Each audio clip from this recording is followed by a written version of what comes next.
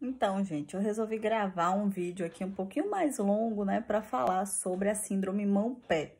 Uma pergunta que eu respondi, ou que eu recebi aí nos stories, eu respondi brevemente também, mas achei interessante fazer umas considerações de coisas que eu já acompanhei, né? Então, vamos lá. A síndrome mão-pé, secundária à quimioterapia, né, é uma reação que é prevenível, né?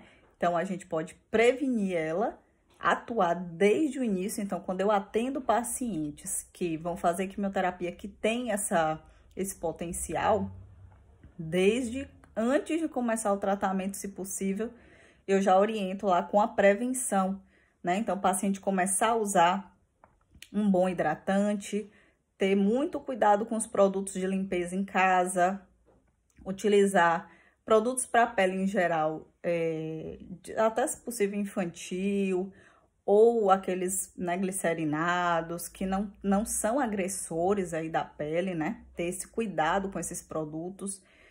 Fazer uso do filtro solar, inclusive nas mãos, tá? Que normalmente a gente não passa, né?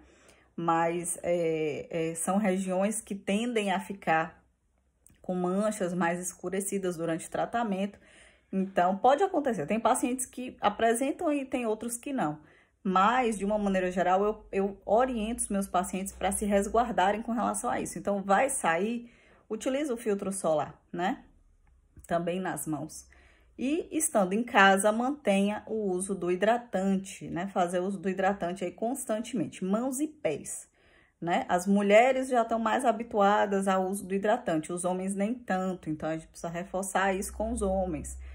Utilizar meias de algodão e luvas de algodão também, até para dormir, retém a hidratação, então ajuda bastante, né? Calçados também anatômicos, que não prendem a circulação, que não ferem o pé, isso também vai fazer a diferença, tá?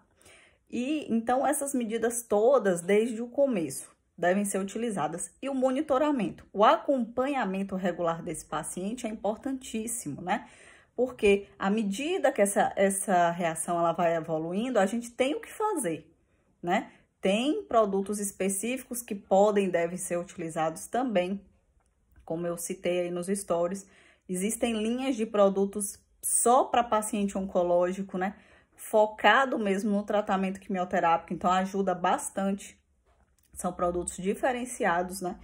Então, vale a pena investir num bom hidratante, né? Por exemplo. Tem algumas indústrias que têm programa de acompanhamento para o paciente e fornece produtos, né, de cuidados com a pele, né? Então, a depender do medicamento que o paciente vai fazer, tem esse suporte, é legal, né? Então, o farmacêutico ele pode colocar esse paciente no programa, né? Fazer aí todo o cadastro, ou mesmo orientar a família ou o próprio paciente para que ele possa fazer, né? E outra coisa interessante, assim, é uma reação que ela vai evoluindo gradativamente, tá? Então, a gente tem o que fazer, né? Tem como atuar. E sim, a depender, redução de dose dessa quimioterapia é indicado. Vai depender, claro, do medicamento. E a gente tem um escalonamento aí dessa redução que pode ser feito. Não é o que o paciente quer, não é o que o médico quer também, porque muitas vezes o paciente ele tá respondendo bem ao tratamento. Então, a gente reduzir dose ou mesmo interromper por um tempinho, uma semana, dar um descanso a mais, faz com que esse quadro regrida. Mas não é o que normalmente as pessoas querem, né? E eu já tive pacientes, interessante falar, que esconderam a reação, né? A paciente, ela tentava esconder a reação, por quê? Porque ela estava tendo resposta ao tratamento. Então, ela pensou o quê? Poxa, meu tumor está respondendo bem a esse tratamento, eu não posso parar agora, eu vou aguentar, né? E ela foi escondendo. E é importante a gente entrar aí com a educação e orientação desses pacientes, porque uma reação dessa, quando ela evolui num grau muito avançado, né? Tendo aí lesão mesmo de nervos, a paciente começa a ter dores muito fortes, né? Não consegue pisar os pés no chão, não consegue abotoar o botão de uma camisa.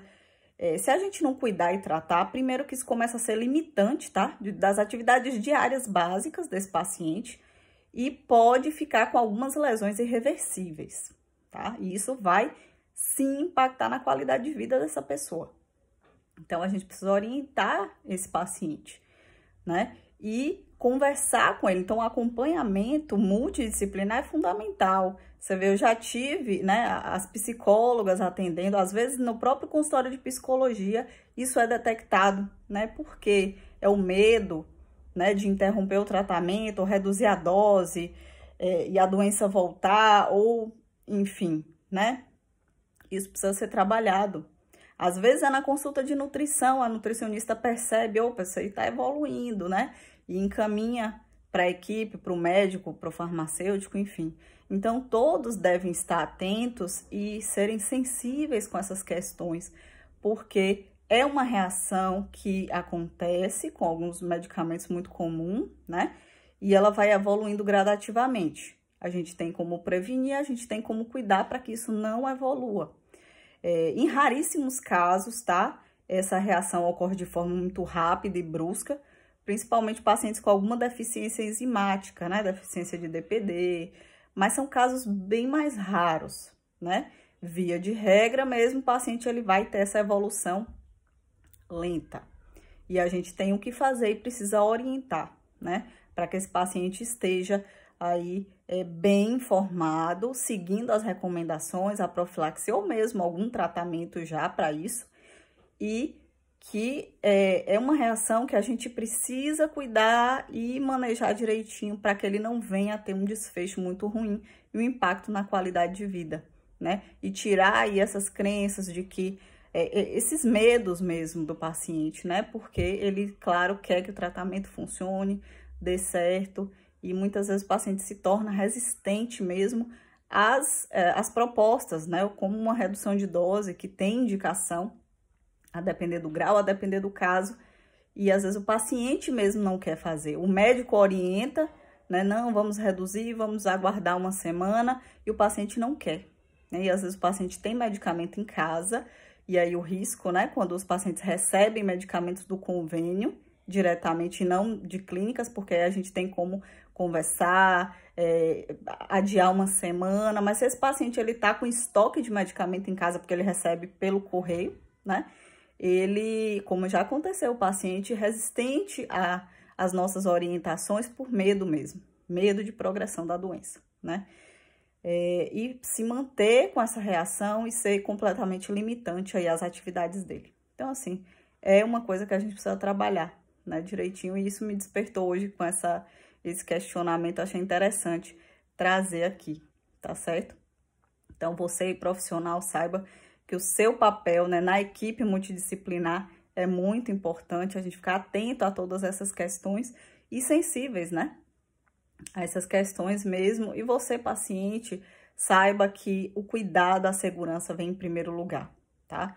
A gente conversa direitinho, orienta e tira as dúvidas, né? Esclareça aí com a equipe que tá te acompanhando. Esse é o melhor caminho, tá certo?